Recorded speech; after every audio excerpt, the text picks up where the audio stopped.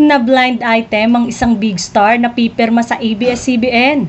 Ang nakasulat lang na clue ay pagkatapos ng mahabang panahon, isang malaking bituin ang pipirma sa ABS-CBN, abangan. Hindi sinabi sa clue kung babae o lalaki bang big star na ito.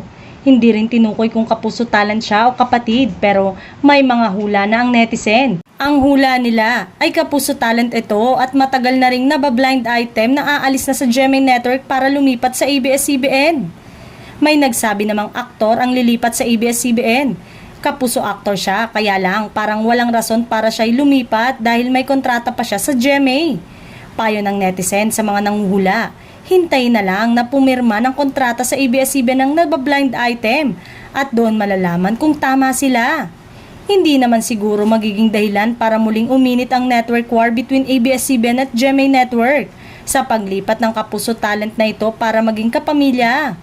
Malakas kasi ngayon ang collaboration power ng dalawang network lalo na at magkukulab ang Star Cinema at GMA Pictures sa second movie ni Catherine Bernardo at Alden Richard na Hello Love Again. Maging ang noontime show na umeere ngayon sa GMA. Kaya naman malaya na makatawid ang mga kapamilya maging ang kapuso sa nasabing show.